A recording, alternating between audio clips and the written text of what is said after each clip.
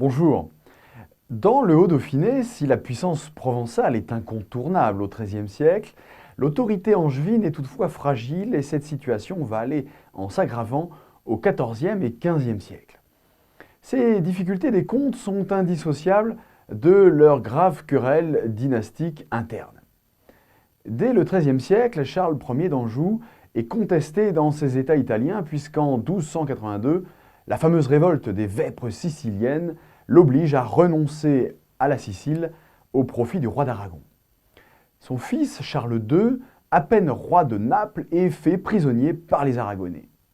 Lui, Robert d'Anjou, son fils et successeur, se préoccupent surtout de conserver leurs domaines italiens et délèguent leur pouvoir en Provence à un sénéchal qui joue souvent son propre jeu. Profitant de l'éloignement des Angevins, le dauphin reprend sa politique d'implantation et de rachat de fiefs au nord de la Durance. Dans le Haut-Dauphiné, le comte est toujours le suzerain théorique. Jusqu'au XVe siècle, l'évêque de Gap et le dauphin lui prêtent l'hommage à chaque changement de comte, occasion de faire claquer la bannière provençale sur la tour du palais épiscopal. Pourtant, si officiellement les droits souverains du comte de Provence sont préservés, le dauphin est devenu le seul vrai maître et seigneur dans notre région. Il semble toutefois que la population et le clergé gapençais aient eu une préférence intéressée pour les Angevins, suzerains lointains et peu exigeants. En 1302, des citoyens armés parcourent le Gapençais en soutien au comte et contre le dauphin. En 1320, la menace des troupes delphinoises pousse l'évêque de Gap et son chapitre à s'enfuir à Carpentras. À sa mort, le nouvel évêque est encore un provençal, signe de la préférence politique du chapitre, qui d'ailleurs réforme la liturgie gapençaise sur le modèle des coutumes d'Aix-en-Provence. Mais le comte Robert d'Anjou, en difficulté dans ses États de Sicile et à Marseille, est incapable d'intervenir au nord de la Durance face aux risques que représente pour lui le dauphin. En 1334, ce dernier parvient à faire interdire les appels au tribunal d'Aix. Le comte est donc progressivement évincé. Le transport du Dauphiné en 1349 dans le royaume de France va considérablement gêner les rares revendications de suzeraineté des comtes de Provence au nord de la Durance, puisque le dauphin est désormais aussi le roi de France. Et il n'est pas question pour celui-ci de prêter hommage à qui que ce soit. La famille angevine subit les rivalités de ses branches hostiles. Les Angevins de Naples et de Provence, représentés par la reine Jeanne, s'opposent à leurs cousins de Hongrie, menés par Louis, devenu roi de Hongrie. En 1348, Louis envahit le royaume de Naples. Il provoque la fuite de la reine Jeanne, qui trouve refuge en Provence, où elle doit rapidement se soumettre aux barons provençaux et ainsi aussi céder Avignon à la papauté.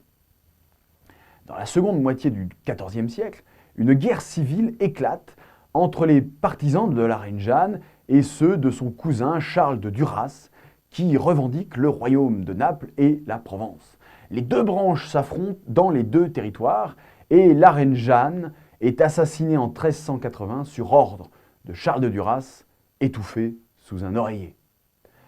C'est Louis Ier d'Anjou, fils du roi de France, Jean II dit le Bon, qui récupère les titres de Jeanne, qu'il avait adoptés peu avant. Mais lui non plus ne parvient pas à reconquérir le royaume de Naples contre Charles de Duras. Durant cette guerre, d'innombrables compagnies et bandes armées font régner l'insécurité en Provence. En 1368, Louis d'Anjou rallie des compagnies mercenaires avec Bertrand du Guesclin et les dirige vers le sud du comté, ravageant la région. Face à lui, opérant pour la reine Jeanne, le sénéchal de Provence, Foulques d'Agoult, envoie ses terribles bandes provençales vers le nord pour prendre Embrun. Le siège de la ville échoue. Il sillonne alors la vallée de l'Ubaye et l'Embrunais, pille et ruine les forts et les villages situés sur sa route. De nouvelles bandes provençales reviennent en 1389, mais leur pillage se limite cette fois-ci au Buëch et à Montmaur. Ce climat d'insécurité à la fin du XIVe siècle, entretenu par ces mercenaires provençaux, explique la mise en défense des villes et des bourgs de la région qui se dotent d'enceintes à grands frais.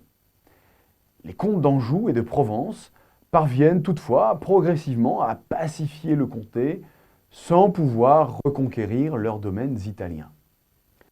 René d'Anjou, surnommé le roi René, est le dernier Angevin après son père à tenter l'aventure italienne, en vain, car il est battu par le roi d'Aragon.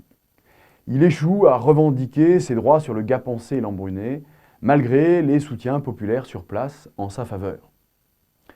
Après avoir encore perdu l'Anjou au profit du roi Louis XI et même son duché de Lorraine, le roi René se retire dans sa cour d'Aix-en-Provence, mécène et homme des arts. Un an après sa mort, en raison de l'impossibilité de conserver l'héritage du roi René, ses derniers successeurs cèdent en 1481 le comté de Provence au roi Louis XI, intégrant ainsi le comté au royaume de France. C'est la fin de l'indépendance du comté de Provence. L'ensemble des diocèses de Gap et d'Embrun relèvent désormais du roi de France. À bientôt.